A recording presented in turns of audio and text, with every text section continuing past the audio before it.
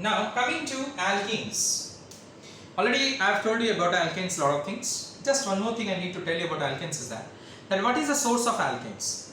Alkenes generally is we are getting it from the marshy areas, from the marshy lands. Marshy areas means जिसको हिंदी में दलदल बोलते हैं. Alright, from the marshy areas, from the marshy lands. Of course we get it from the air also.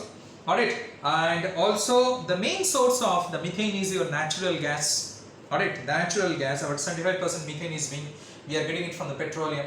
We are also getting methane from the fire damp, we can say that. Now what is that? There is where we are getting the coal, no? We are extracting coal. So some amount of methane gas, not some, a large amount of methane gas is being trapped inside it. Alright, when the carbonization process takes place, alright, when the carbonization process takes place, some amount of methane gas gets trapped inside the coal mines, which is very dangerous because methane is highly inflammable. It catches fire very readily, we can say that. Alright, so we need to know where the methane gas is being trapped. Otherwise, the miners get trapped under the fire and they die also.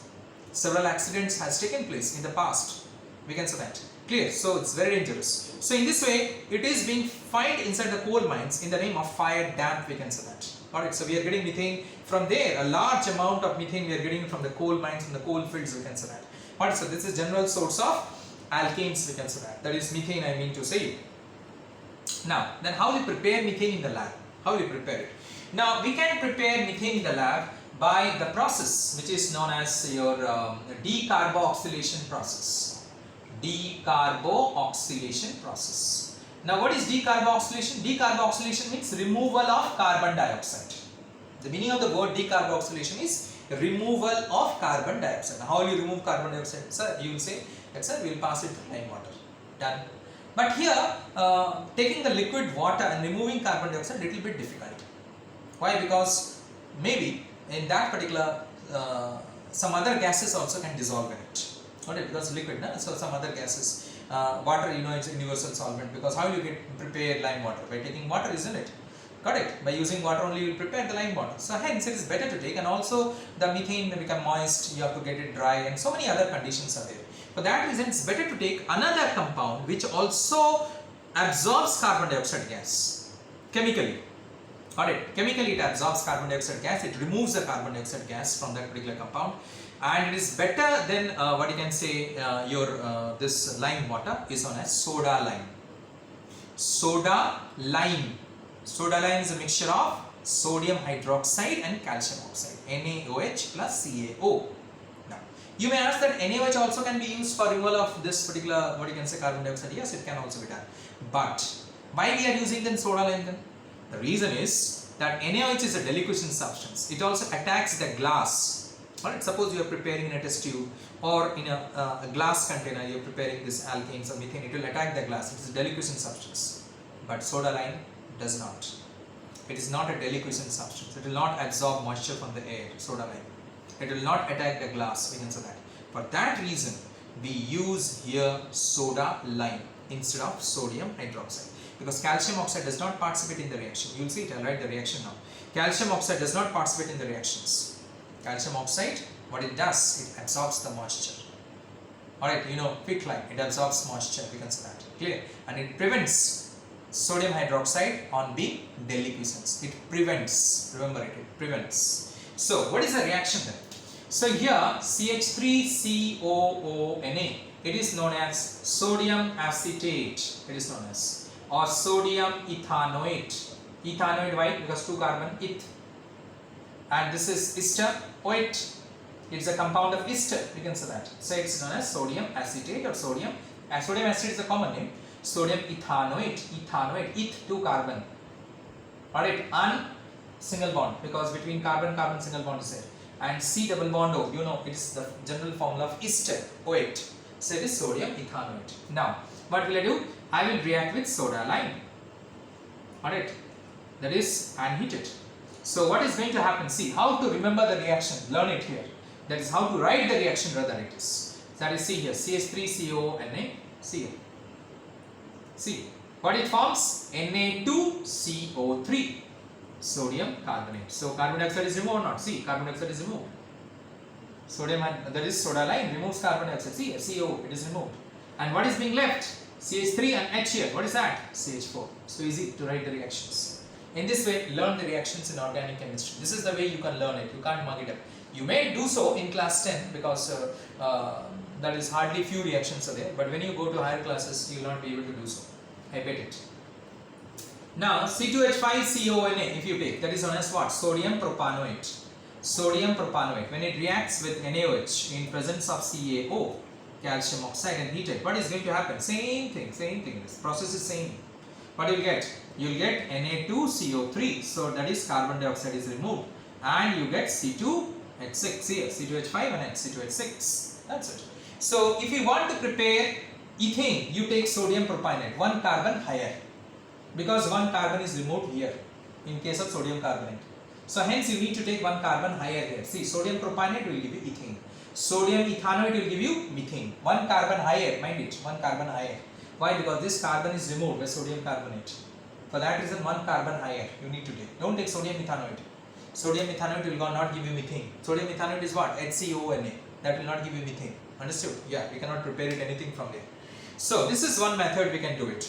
Another method is that you can take alkyl halides like CH3Cl, and you take what you can say, nascent hydrogen. Now nascent hydrogen from where you get? This is nascent hydrogen.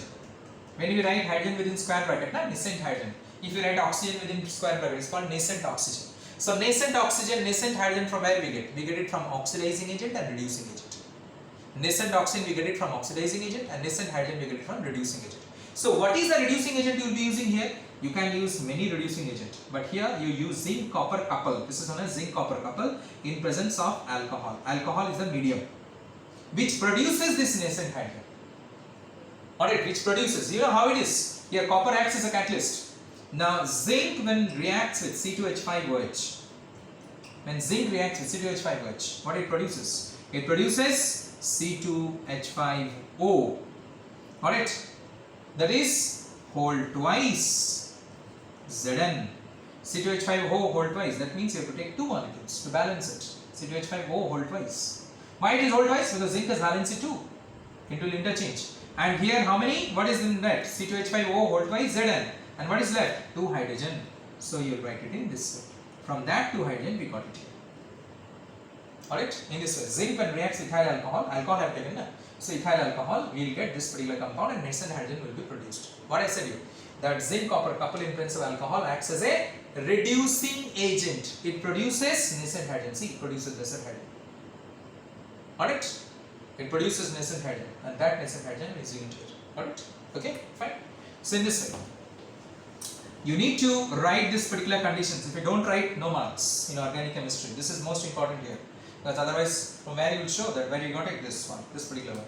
So hence what will happen? Reduction means CH will react with Cl to form what is that? HCl. And another hydrogen react with CH3 to form what? CH4. That's it. You can take here CH3I also. CH3I, you can take it here. So what you will get? You will get Hi plus CH4. No problem. There is no change in the primary product. You can say that. Clear? Achha. You can also take here C2H5Cl or C2H5Br. So what do you get? C2H6 and HCl you will be getting it. So whatever the alkyl group you take it, corresponding alkane you will be getting it. If you are taking methyl, methane, ethyl, ethane, in this way you will be getting it. Alright, clear? One more method is there, that is called as Woods reaction. Woods. So in Woods reaction what do? We take alkyl halide like CH3Cl, we take sodium and another alkyl halide. Why did I write it in this way? You will come to know. Let me write in this way rather, it will be easy to make you understand. In presence of dry ether acts as an inert solvent. Inert solvent means it does not participate in the reaction. It does not participate. Then why I am using it? It just provides a medium to carry out a reaction, because always you require a medium. Alright, either acidic medium, basic medium, neutral medium, inert medium. So this is an inert medium. A medium is required to carry out a particular reaction, and try to understand that. So hence dry ether acts as a inert solvent. Inert solvent which does not participate, because word inert means does not participate. Now why did I write it this way? I could have written CH3Cl this one. Why did I write it? See, it becomes easy for you to remember the equation. What is that? You put it here 2. So you get 2NaCl. 2NaCl. And what you get the product? That is nothing but C2H6 here. CH3 single bond CH3. You can write CH3 single bond CH3. I don't have the space, so I did not write it. So it is, you can write C2H6 or CH3 single bond CH3. Better to write CH3 single bond CH3. It is better always. Structure is better. So in this way, this reaction is called as Wurtz reaction. Wurtz, W-U-R-T-Z. W-U-R-T-Z, Wurtz reaction. This is. So in Wurtz reaction, if you take a C2H5 and here C2H5, you will get C4H10. You will get C4H10 in this way. So same alkyl halides you have to take. Here is CH3Cl, here also CH3Cl. Here C2H5Cl, here also C2H5Cl. Suppose if I take CH3Br, here also CH3Br. Same alkyl halides. Same alkyl halides. It has to be. Alright. And so sodium we are taking it, so it forms sodium chloride or sodium bromide or whatever it is, and we are getting the corresponding alkane we are getting it. Clear? So these are the different methods by which you can prepare alkanes, we can say. Now, if we come to the properties of alkanes, that is methane, the properties, then they are basically gas at ordinary temperature. Got it? If you see the alkanes, basically the lower alkanes, they are gaseous at ordinary temperature. They are colorless, they are odorless, they are insoluble in water. They are generally soluble in organic solvents. Organic solvent means benzene, toluene, diesel, petrol, kerosene, acetone. They are soluble in that, and it has got a low melting point, boiling point, because it's an organic compound, we can say that. So it's a covalent compound, so hence it has got low melting and boiling point. Alright, this is about your physical properties which I talked to you. Now we will come to the chemical properties. Already I said you, it undergoes what sort of reaction? It undergoes substitution reactions. So we will see that in the next video.